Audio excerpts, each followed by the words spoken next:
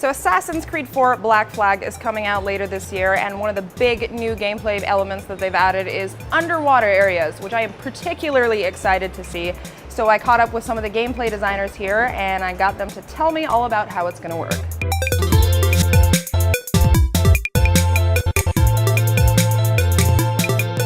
It seems like a lot of the gameplay elements from above ground have sort of been incorporated into the underwater gameplay, but in kind of a twist. Can you go into a little bit of detail about that? What we wanted to do was actually kind of turn the tables on the player. Now you're in an environment where you're actually the prey. You're an unarmed man in a foreign, dangerous environment where you've got anything from sharks, moray eels, jellyfish, sea urchins, even just the environment itself with sea currents, and the fact that you're just a man, you don't have an oxygen mask. This is set back in the pirate days, so there weren't any of those technological things that we can rely on to kind of explore these areas. And so we made a conscious choice this time to actually give the player a fairly generous breath meter, so they can explore for quite a while. There's other sources of air underwater, like air pockets and these special tools called air barrels that the crew actually drops down, so you can kind of duck into an air barrel, get a breath of air, and continue exploring. You guys, in addition to the underwater, also have caves, right? What are those like, and what is, I guess, sort of the purpose of them? Well, the caves are a really interesting environment because they're full of treasure as well. There's smugglers. This was a day when there was a lot of opportunity for sort of doing backroom deals and kind of smuggling goods in the Caribbean, and we're kind of showing that off in the game. So we've got these caves with full of smugglers that you can kind of go in and take their treasure for yourself. And some of these caves can actually be accessed through underwater. So it's called a cenote.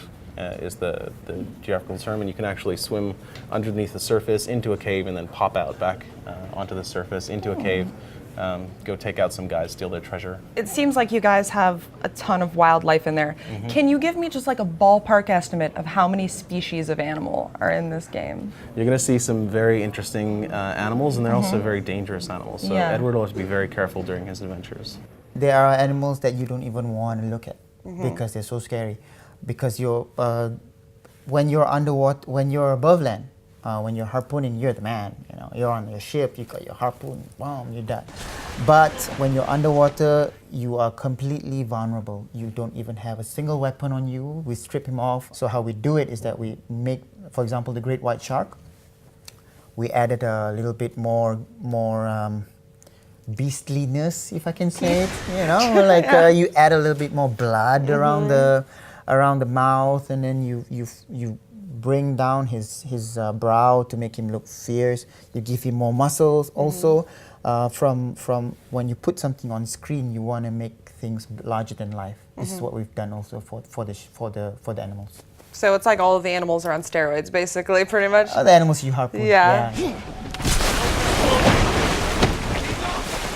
We have elements of the underwater that impact the main story. But really one of the cool ways that underwater impacts the main game is the fact that you get these great upgrades for the Jackdaw. By searching for underwater, you can find power-up, like basically upgrades for your ship, and obviously money and stuff, which is very important. And it's all about the Jackdaw becoming sort of like your second hero in the game. So you have this ship that stays with you from the beginning of the game, and you'll build it and customize it and make it stronger as you progress. And so going and diving underwater, you're going to be searching for very valuable rewards as you explore the underwater environment. So it's really about finding treasure. At the end of the day. Finding treasure. That sounds fun. That's what pirates are about, I guess. Thank you so much for speaking with me. Thanks. And I'm going to go talk to somebody else now.